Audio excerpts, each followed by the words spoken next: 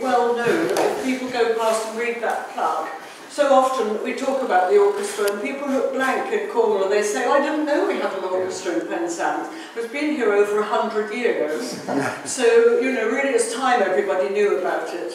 And we're honouring Walter Barnes, who founded it, and this is a portrait of him.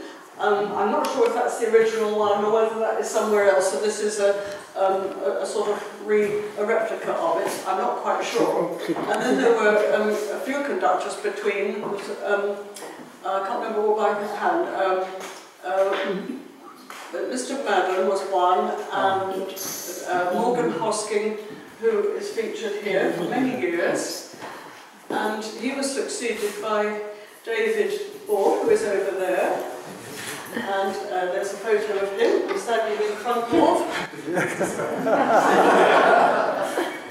And then somebody else came along, I don't know who she is. So it's a great honour.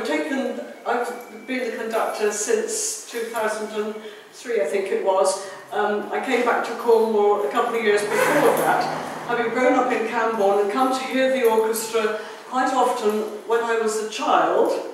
And I knew one of the founder members, George Shackley, in the viola section, who was the uncle of my godmother. And when Margaret Williams, who wrote the book about the orchestra, came to see me, she was amazed that I'd known anybody all that long time ago, but he was already a very elderly gentleman. So I came in this room first when I was about 8 to hear a rehearsal with John Vallier, the pianist, who was, I think, doing the Grieg piano concerto with the orchestra, which we're going to do again soon.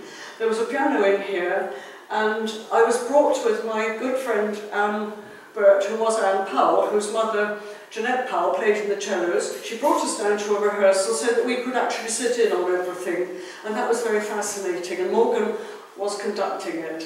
So that was, oh, I don't know, a long time ago. And then I went to some performances in St John's Hall. I was always very fascinated in wherever I went musically as a child. I was very fascinated in to watch whoever was conducting. It seemed to me that that must be a lovely musical expression, and indeed I have found it so. I think so early on when I felt that must be a thing to do, and it was part of what I studied when I was at UIM. Anyway, I'm sure that's enough about my experience of the orchestra, but we're all very happy to be here. We have wonderful times making music, and it's lovely so many could come, and many visitors who I don't know, but thank you. And we're honouring Walter Barnes, and I think the Mayor is going to talk a little about the presentation. Yes, thank you very much.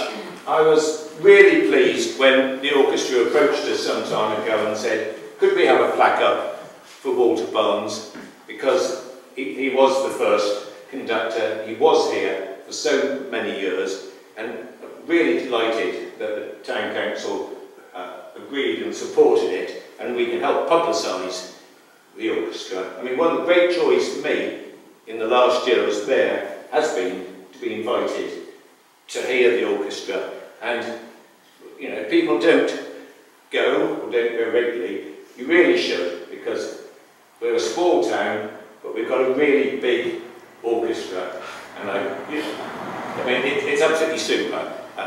When I prepared for this, I bought the book to read it up, and much to my delight, I discovered, gave a list of the first orchestra. We named them 8th of April 1907, and there was my grandfather's cousin, William Trounson, second violin. So I feel I sort of got a family affinity that we were in right at the start, and so really excellent.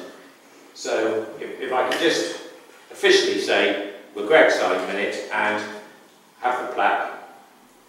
I think people like Walter Barnes he did so much really musically for this town, and I'm delighted that people will be much more aware of him now.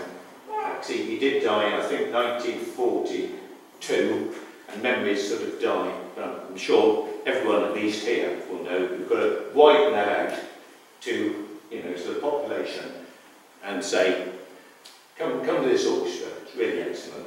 So thank you very much.